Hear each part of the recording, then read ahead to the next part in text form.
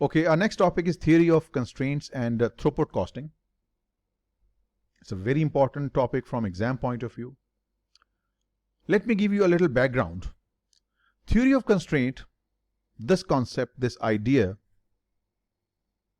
it was developed by an Israeli physicist and a business consultant with the name Elia Goldratt. Actually, he wrote a novel. This is the novel, The Goal.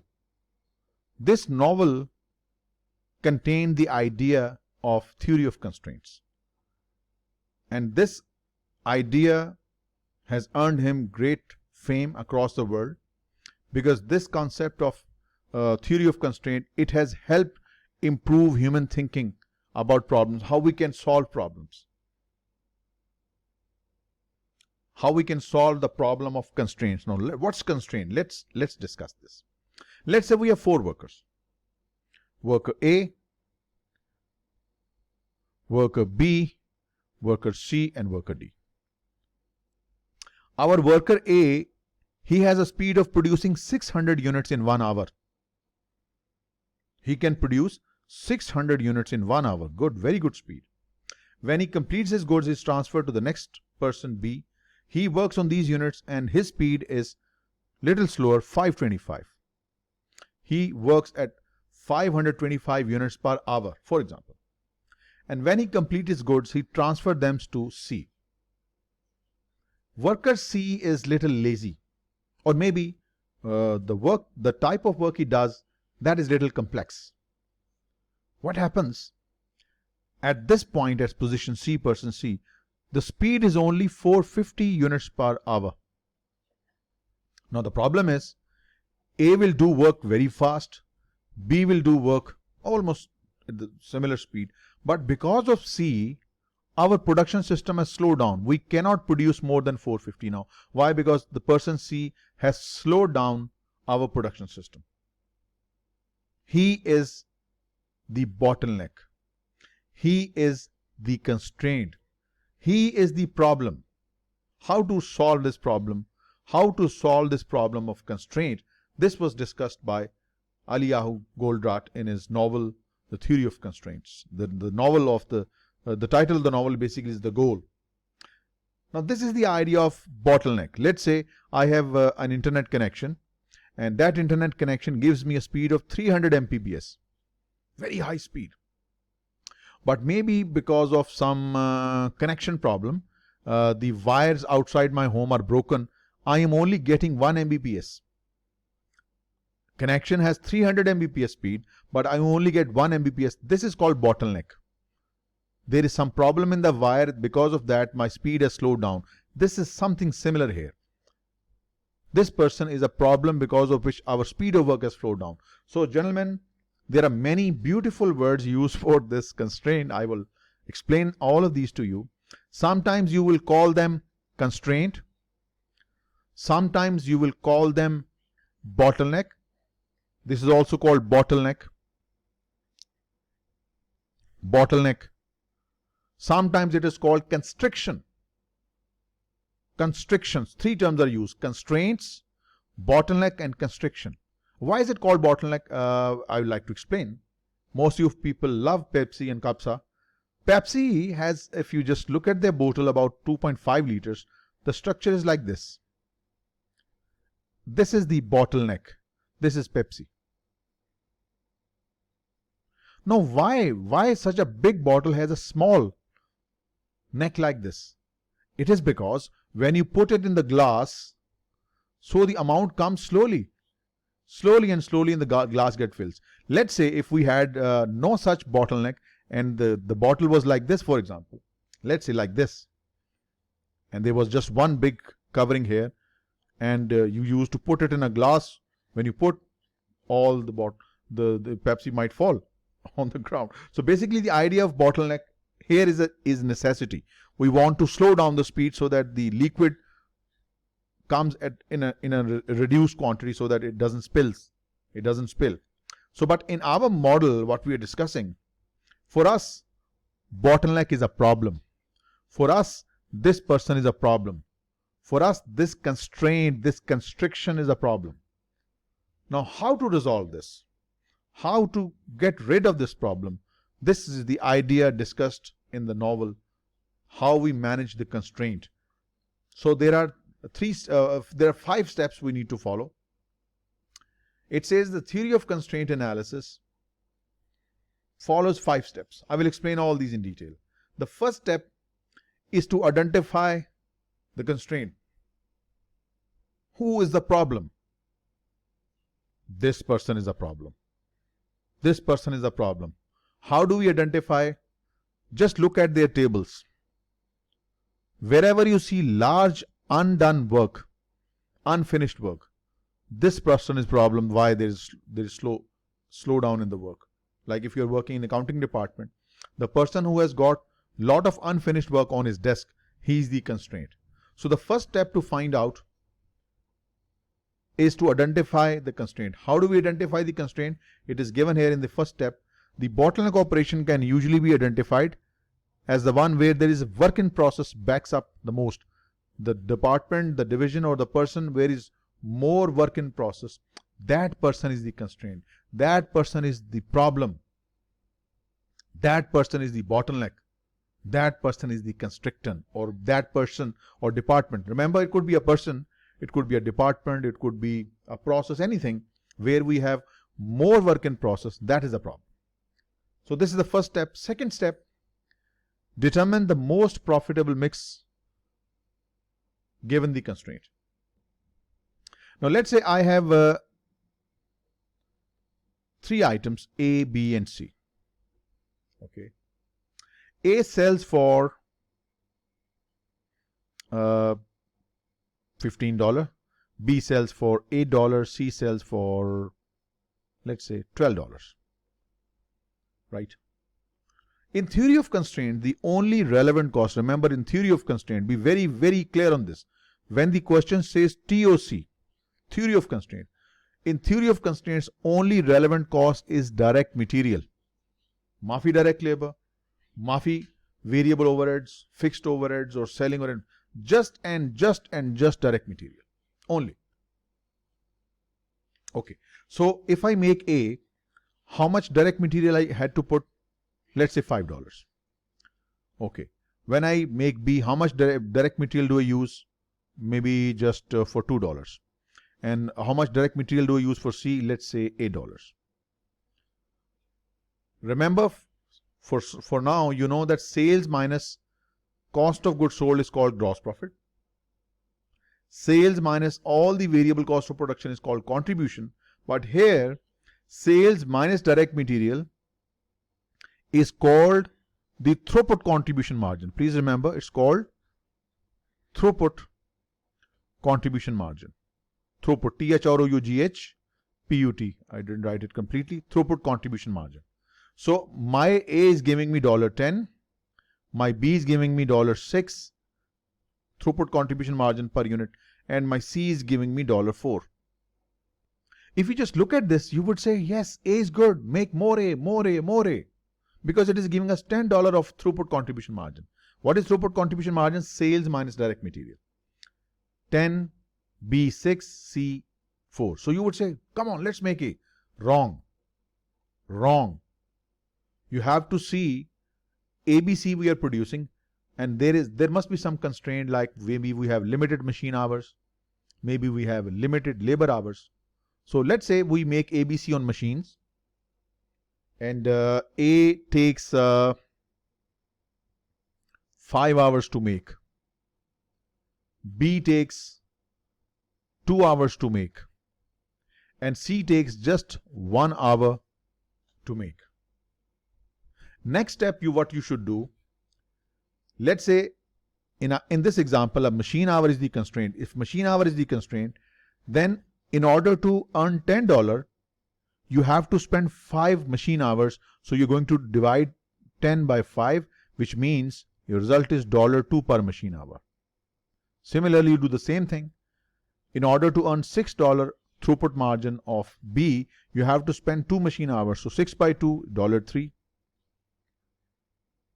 And look at this. For C, in order to earn $4, you have to spend 1 machine hour, which is your constraint. You have very limited machine hours. So 4 by 1 is 4. Look at this. This is a totally different situation. If I have 1 machine hour, if I use that 1 machine hour for A, I get only $2 in return. If I spend that machine hour in B, I get $3 in return. And if I spend that 1 hour on C, amazing, I get $4 in return. That is amazing. This is the best thing. Spending 1 machine hour on C gets me the highest contribution margin per machine hour. So I am going to spend my all time or maximum time on C so as to maximize my profit. This was the second step. Determine the most profitable product mix given the constraint. So I will try to make as many C's as possible. If I have some time left, then I will spend that remaining time on B. And if I have some time left, I will spend on that. Take this from a very practical point of view. Let's consider me, I am a trainer, right? I train CMA, I train CIE, I train CFA. So I have limited teaching hours, right? So what do you think I will do? I will spend my hours primarily there where I get the highest reward. Let's say if CMA is giving me the highest benefit, so I will put my training hours primarily in CMA. If some time is left, maybe I will put it in CFA. If I have some time still remaining, then I might put it in CIA. So similarly, this is what organizations do. When there is constraint, they try to make sure that that constraint is put where there is a maximum benefit. If some time is some resource left, then go for the others. This is the second step. Determine the most profitable mix given the constraint. Then the third step, I will explain this as well, and then with an example. Maximize the flow through constraint. This is the third step. Now, how do we do that?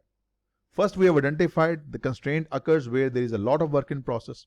Second, determine the most profitable mix. You use this approach I told you. Contribution per constraint.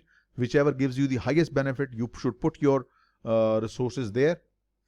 Third is called the maximize the flow through constraint. I will explain this with the help of an example, a picture here. This is the third step here. Maximize the flow through constraint, the third step. This uses an approach called the drum buffer rope approach or DBR approach. Maximize the flow through constraint. Let me first give you the overall idea, what basically it means. We have identified that this person is the problem. Because of him, our production system has slowed down. What we can do, we can't just kick him out. In the short run, at least we have to keep this guy. We can't find his replacement quickly. It'll take time. So what is the third point? Maximize the flow through constraint. Keep this person busy all the time. Keep him 100% busy so that he can keep on producing at this speed. Never let him stay idle. Use him maximum. Because if he reduces his speed from 450 to maybe 410, overall production will fall. So keep this guy busy all the time. He should always work as long as he is in the firm. Don't let him become idle. This is the idea. So let me explain with some suitable arrangements. This is called drum buffer rope approach. Consider this is the guy we are talking about. The guy who has slowed our production system. The guy who is slow in work. This person who is slow in work, he is called drum. So basically drum is the person who is the bottleneck. Because of him, the problem of slow production we are facing. Bottleneck operation. This drum is the bottleneck operation. This drum, this person is the bottleneck operation. Because of him, our production system has slowed down. Okay. Now, since we want to always keep him busy, you should always give him some work so that he is always occupied. So what is buffer? Buffer is the amount of work in process input to drum that maintained to ensure that he is always in operation. Never let this person become idle. Keep him busy with some work so that he remains busy. This is the second step called buffer. Then since this person is slow, we need to constrain, we need to restrict these people here. They are fast, they are good, quiz people. So we need to slow them down so that they do not rush, because if they produce too much, there will be so much stock with us that will become a burden for us, the work in process. So we need to keep them in check. We need to make sure that they do not produce too much, that we will have very lot of work in process with us that is unfinished. So the third step is the rope. The rope is the sequence of activities that will restrict these fast producers so that they do not rush forward. Because if they produce more, you will have a lot of inventory build. So we just want to avoid the inventory buildup. Let me just refresh this. How we can maximize the flow through the constraint? The basic idea, keep this guy busy all the time. And how do we do that? We identify that this person who has slowed the process, he's the drum. He is the drum that sets the pace of production. It's up to his speed. If he's fast, production is fast. If he's slow, production is slow. So basically, he's the drum in this arrangement, because these people are marching with the thumping of drum.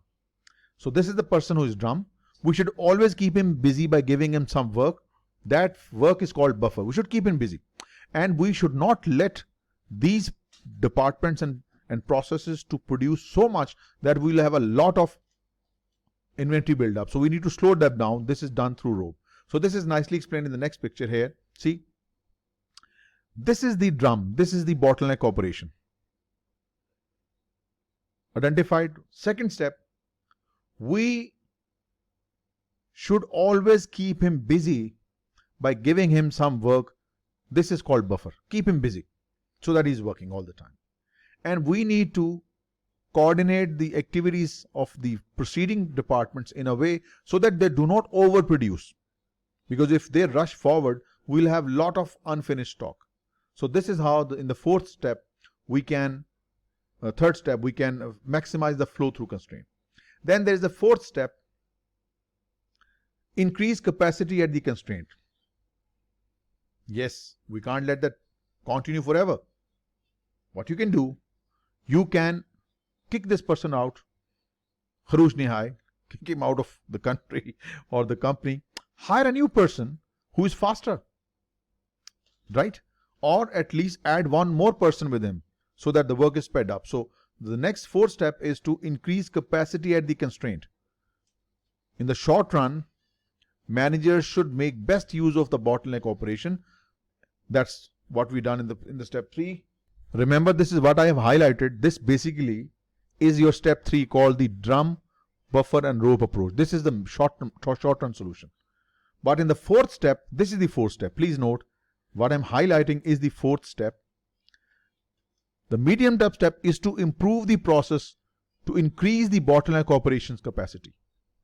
If this is the bottleneck, do something that it increases to 2 GB, just like the idea I gave you earlier. Hire new employees or train that person who is slow. This is the medium-term step. Then there is also a long-term step called the redesigning of the manufacturing process. So in the long term, what you should do, you should continually re-engineer the entire process so that if there is any problem that can come, you can ease the manufacturing process. What is the idea? Let me show you. Let me go back to the very first slide, or maybe this example would help. This example would help. Here. Now let's say you have removed this person and you have replaced this with maybe a person who is faster, right? What will happen? A new problem will come. Maybe this person will become a constraint then. So what you should do, you should continuously look for the possible constraints. You know that when this problem is removed, maybe this person will become a constraint. When this person is removed, then maybe we will have a new constraint. Maybe he becomes constraint. So we should keep on looking in our production process that wherever there is a possible constraint, we can remove that constraint so that our production system moves smoothly in the future. So let's do a very good example that will explain all these 5 points in very nice detail coming right your way. Okay, let's do this wonderful example which will explain all these 5 steps.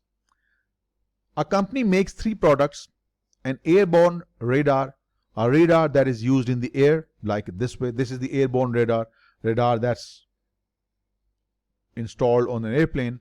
Then we have a second product, a seagoing sonar. This is the seagoing sonar that we use in the ships to measure the distance between any object in the sea and the ship. And then we have the third product, a ground sonar, that is used for seeing any unusual activity in the space. So these are the three products we make. Okay. Under the current setup, the hours spent by each product in two phases of the manufacturing process are as follows. We have two departments. One is the assembly department and one is the testing department. The airborne radar, it spends 3 hours in assembly, and when it goes to testing department, we spend 4 hours. Seagoing sonar, we spend 8 hours on this item in assembly and 10 hours in testing. And the ground sonar, it takes 5 hours in assembly and 5 hours in testing. So basically we have these two departments. The question says we need to identify the constraint. So how we can identify? See which of these departments have largest work in process. This is the first way. Or the other way to do it is to see which department has limited hours available. Look at this. The company has 150 hours available every month for testing. Clearly this is the constraint. Testing department has only 150 hours available, which means the testing department is the constraint. Testing department is the bottleneck operation. This is what is slowing down our work. So this is the first step. We have identified that our problem is the testing department and people working in testing department. So under the current setup, therefore, the testing phase is the constraint. This department is your constraint because it is slowing down the overall process. Another way we can cache this, let's say if it's not given, let's say this information is not given, how will you do it on exam? If this is not given, then how do we identify constraint? You need to add up the hours of each department. 10 plus 5, 15 for 19. 8 plus 5, 13, 3, 16. You can tell just by adding up these hours that since testing department is taking more hours, 19 hours, so this is the process that is slow. It takes just 16 hours, work is done. It takes 19 hours. This department is slow. Hence, this is our constraint. This is the key. This is how you can catch the constraint on your exam if the question comes. But here he has already given 150 hours, so this is fine. Okay, now next step. We now have to determine, now we don't know whether should we produce more airborne radars or seagoing sonar or ground sonar. We don't know. We have to do the second step, which is very important. Determine the most profitable product mix. I told you, you will take selling price and material price only. So we sell radar for 200,000. We sell sonar for 600,000 and ground sonar for 300,000. And the material cost on radar is 100, 400 and 250. So what you get called the throughput contribution margin, you get $100,000 from radar, 200 from seagoing sonar and 50. Now what you will do, you will jump. You will say this is giving the highest, so let's make most of it. Let us put every hour here in seagoing sonar. Wrong. Wrong. We don't decide by the throughput margin. We have to bring in the constraint in the picture. We have to see how many hours do we spend on radar, seeing just like I have limited hours, so I will spend my time carefully on CMA, CIE and CFA accordingly so that I can maximize my profit. Similarly, we have 3 items and we have a constraint in the testing department, so we will make sure that we use it more effectively. Let us see 4, 10 and 5. 4 hours are required for airborne, 10 for seagoing and 5 for ground sonar. So 4, 5, 10. 4, 10, 5. So 100,000 upon 4 gives you 250. 200,000 upon 10, this is the time taken by seagoing, 20,000, and 50,000 upon 5 gives you 10. Now listen to me very carefully. If I have 1 machine hour of testing department, If I use that 1 machine hour on ground sonar, that gives me $10,000. If I use 1 machine hour on seagoing sonar, gives me 20. And if I use that same 1 machine hour in the testing department, it gives me 25,000. So if I have 1 hour, this will give me the highest reward. This is my first priority. If some time is left, I will spend this in the seagoing sonar because it is giving me the second highest. And if still some time is left, then I will take it on the seagoing sonar. Same thing. I'm spending most of my time on CMA. It's high rewarding. Then I take CFA, and then unfortunately CIA is in the last. And this is the very reason, because per hour reward is what decides. Similarly, per hour return here is what decides where should I put my resources. Limited resource constraint. I have limited teaching time, and this company has limiting factor in the testing department. So we have now decided that this is our first priority, this is the second, this is the third.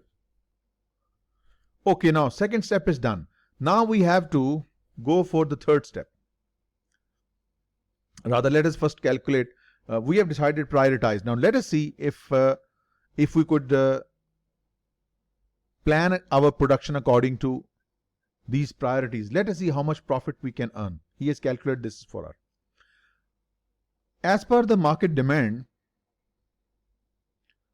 in units, we need 12 radars, 6 sonars and 22 ground sonars, which means we cannot use all our testing hours on radar because we cannot sell more than 12 because the market demand is 12. Then market demand for seagoing is 6 and then 22 for this. Since radar is our first priority, so we will make sure that we can maximum use our time on radars. So what we are going to do, we are going to utilize all the time we have maximum on radar because it has the highest throughput margin. So how much time does each radar takes? 4. How many units are demanded? 12. So 12 times 4, 48. So it means we are going to spend 48 hours here. Okay. Then how many seagoing sonars are demanded in the market? 6. How many hours does each seagoing sonar takes? 10. 6 times 10, 60. Now I am going to allocate my 48 hours on seagoing on ground radar, or was it airborne radar? I'm going to spend my 60 hours of testing on seagoing sonar. Now how many are remaining? Remember, we have total of 150. Out of 150, we have used 48 for the radar, 60 for the ground sonar, seagoing sonar, the remaining 150, less 48, less 60. So if you deduct these, you only have 42 hours which you can use for, these 42 hours you can use for the ground sonar. So this is how we prioritize. So we are going to put maximum effort on radar, it gives you the highest reward. Then some hours left we will put there, and if some hours are left we will put them there. Maybe we may not be able to fully produce these 22 units because we have limited time. So we will keep this in the third priority. This will be first and second priority. This is how we do. So this was your second step. In the third step, you will maximize the flow through constraint.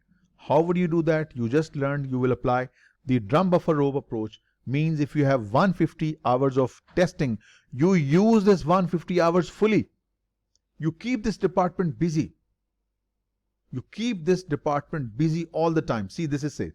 The company will apply drum buffer approach to ensure that the bottleneck operation stays busy on high TM products. Keep him busy and give him always some work in process so that they use their time effectively.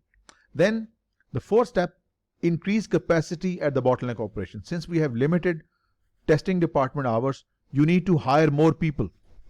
The company will hire and train more people for the testing department so that the constraint of 150 hours, we can raise this number to 200 or 250, whatever is needed, right?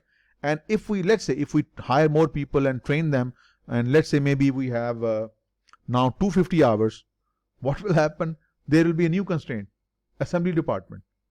So that's why you have to constantly look for that if there is a possible constraint in the future, so we can accordingly plan. So you need to examine the markets, you need to examine the new manufacturing technology so that if any constraint is about to come, you are ready for it. So gentlemen, that gives you the overall idea of theory of constraints. Just a little comparison between theory of constraints and activity-based costing. It's essentially you need to know. Remember, theory of constraint and ABC, they are both process improvement tools. They focus on process improvements. So then what is the difference between them? The difference is that theory of constraint has a short-term focus.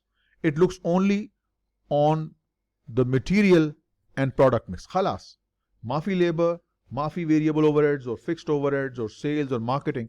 So theory of constraint has a very short-term focus on material and product mix. Khalas. But ABC, on the other hand, it's a process improvement tool, but it looks at the long term. It looks at strategic pricing, profit planning, and it looks at all the product costs. Direct material, direct labor, variable overhead, fixed overhead, selling, marketing, everything. So that is why, yes, they are both process improvement tools, but ABC is much broader, right? Whereas theory of constraint, it focuses only on resource constraint and operational capacity. Whereas ABC takes a much broader approach to the business process improvements. So that completes your theory of constraints. Now we'll do the questions. Here we go. This was the exact question that was tested when I wrote my CMA exam. Same question, exact question. And be very careful because apparently the question looks very big, but we have to do a very, very little work on this question. A manufacturer produces single product, let me take the pointer, that sells for 150. So this is the selling price. Okay, now one important point. Whenever you're reading a big question like this, you should always read what is the requirement. This will help you to remain mindful what we're looking for. So what is the amount of throughput contribution margin per unit as computed using theory of constraint? We just need to calculate the throughput contribution margin. Khalas. Which now we mean, maybe it's a very big question, we are looking for just sales minus direct material, because sales minus direct material is what you call the throughput contribution margin. Khalas. I don't need anything else, nothing else, just these two things. See, this is the benefit of reading the requirement. So let's see what we have. We have the selling price, put the selling price here. What we have been given, annual capacity of cutting and finishing, I don't need that. Current production rate of cutting, finishing, I don't need that. Fixed manufacturing overhead, khalas, I don't need that. Fixed selling admin, I don't need that as well. Then what do we need? We need the direct material only. Only direct material and the selling price. Khalas, finish. So what I'm going to do, sales is 150, direct material 45 in cutting and 15 in finishing, and khalas, that was my answer on the exam. So this is the same question I had on my exam. 150 less 45 less 15 gives me $90 as my throughput contribution margin, which perfectly matches with your option B. Then, again a similar question. The manufacturer can sell its single product for $660. This is the selling price. Below are the cost data for the product. We have direct material, we have direct labor, we have manufacturing overhead. The relevant margin amount when beginning with the theory of constraint. I told you very clearly, when the question says TOC, theory of constraint, what is the throughput contribution margin? It will always be sales minus direct material. When the question says TOC, remember. So we need just sales, that is 660. And we need to deduct just direct material only, which is 170. Khalas. Done. So 660 less 170 gives you 490. It's pretty straightforward at that way. So that gives you B to be the correct option. Now let's do some real questions maybe coming here, but before that we have some simple. The immediate goal of theory of constraint. What theory of constraint wants as a quick result? What do we want immediately? Let's do these options one by one. Minimize the direct material cost. There is no such thing. There's no such step. We read 5 steps, so it is not one of those steps. Wrong. maximize the efficiency of the entire production process. There is no such thing in those 4 or 5 steps. Smooth production flow to eliminate backup in the system. There is no. What we have for sure is this step: maximize contribution margin through the constraint. This was one of the steps, and that's what is our immediate goal, is that we need to use our constraint more efficiently. These are the 5 steps we are talking about. Now let us arrange them sequentially. Question says the following steps make up the stages of the theory of constraints.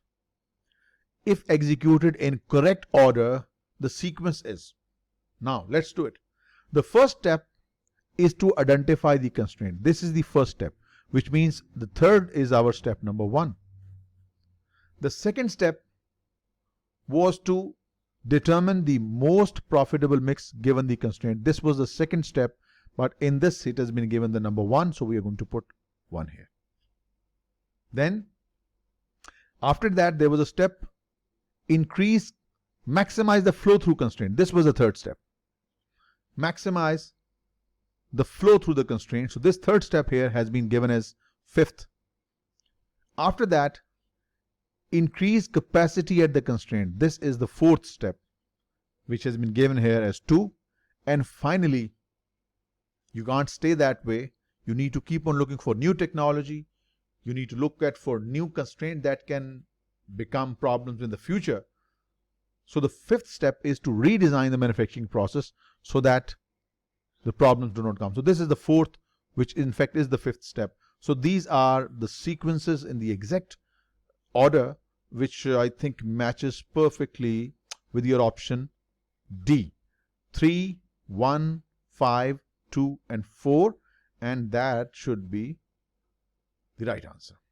Now gentlemen, this is the question that will explain the steps very clearly. The effect pattern Bombastic Bathrooms manufactures a certain style of plumbing fixtures in 4 materials: brass, chrome, nickel and aluminum. Price and cost data for each are given below. We have been given the selling price, material, labor, manufacturing overhead, blah blah blah. Fine. Bombastic is currently producing equal quantities of each fixtures. So it means there is no detail given. It's just that maybe we are producing 25% brass, 25% chrome, 25% nickel and 25% aluminum. Requirement: the margin amount of interest to Bombastic Bathroom at the start of theory of constraint analysis. Now gentlemen, this is very important. I told you and I'm telling you again, whenever it says theory of constraint, what is the margin? The margin is throughput contribution margin. And what is that? Just selling price minus direct material. Selling price minus direct material. Selling price minus direct material. Selling price minus direct material. Now listen to me very carefully. If the question doesn't say the theory of constraints, and you have to do the same process, you have to decide which of these should be the priority, which of these should be the last. If there is no TOC, everything and every step would be the same. You will take selling price. From this you will deduct direct material, direct labor, variable overheads, variable selling, variable administration, and you will come up with what you call the contribution margin. And then you'll do the same thing, contribution margin divided by machine hour or constraint, and everything would be the same. Everything would be the same. It's just that under theory of constraints, we use selling price minus direct material and follow the same thing. If theory of constraint is not mentioned at all, you will deduct direct material, direct labor, variable overhead, variable selling, variable administration, whatever comes CM, you will use CM as your theory of constraint margin, the throughput contribution margin, and follow the same ranking, right? So this is the important point. When the question clearly says TOC, theory of constraint, then your contribution margin will be sales minus material. Remember, this is a very important point. Students make mistake. So 250 less 100 is going to be 150. 220 less 90 is going to be 130. 375 less 195, 180. 400 less 210 gives you 190. So which of these options appears to be correct? 150, 130, 180 and 190. They're little hidden behind the bars, but that's the right option. So it's going to be D.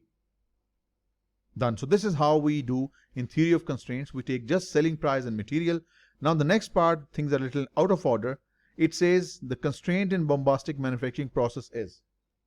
We need to find the constraint. This is the typical exam type question where we have not been told which of these departments is a constraint. So we go back and do it because this question is in order. There are four departments. Boring, machining department. Boring department, that's the department that does the hole, makes the hole in the items. Machining department, finishing department, inspection and packing department. I told you the quickest way to find the constraint is to see which department takes the most time. This department takes a total of 4. This department takes 1 plus 3, 4, 5, 6, 7, 8, 9, 10, 11. A total of 11 hours. This department takes 4 plus 4, 8. 8 plus 5, 13. 6 plus 4, or you can take it this way, 19. It takes a total of 19 hours. Then, what about this one? 6 plus 6, 12. 15 and 3. 18. Now, question is silent. You have to find which of these departments is a constraint. The constraint is the department that takes the highest number of hours, which means machining department is the constraint because it takes the most time. So, in the next question, you're just going to click the machining department, which is given as the last here. This is the right option. Then, a theory of constraint analysis recommend that bombastic bathrooms expand its limited resources mainly to produce which item? Now we have to decide using theory of constraint that which of these items should be our priority. How do we do that? Let's do it. We just learned that it gives us a contribution of 150. Let me write it down here. 150. This gives me a contribution of 130, 180 and 190. This was the question. We did it previously. So if we just go for the throughput contribution margin, which is sales minus direct material, 250 less 100, also called TCM or throughput contribution margin, you would go for 190. No, this is not the right thing. You need to divide your throughput contribution margin with your constraint. What was your constraint? Machining department was your constraint. Now, in order to earn $150, you need to spend 4 hours in machining. In order to earn 130, you need to spend 5 hours in machining for chrome, 4 hours for nickel, and 6 hours for aluminum. These are the machining department hours or machine hours. The next step, gentlemen, is what you call the throughput contribution margin per machine hour. So basically what you're going to do, you're going to divide the throughput contribution margin with the machine hours. Is going to be 150 upon 4. It's going to be 37.5. 37.5. 130 upon 5 gives me $26. 180 upon 4 gives me 45. And 190 upon 6 gives me 31.67. Now I'm going to draw a very important conclusion, but before that, remember all these are in dollars. Per machine hour, per machine hour, per machine hour, and per machine hour. What does it mean? If I have 1 machine hour of machining department, and if I use that machining hour for brass, I get $37.5 of throughput margin. If I spend that 1 machine hour in chrome, I get $26. If I spend that in nickel, I get $45. And if I spend that 1 machine hour in aluminum, I get just 31. So it means the highest reward of that machine hour is in nickel. That was our second step. Remember, the first step was to identify the constraint, and second was to establish the most profitable mix using your constraint most efficiently. So in this case, nickel is giving us the highest reward. So that should be your right answer, nickel. And nickel should go grain? And yes, it does. So that completes your theory of constraints and throughput costing theory and question.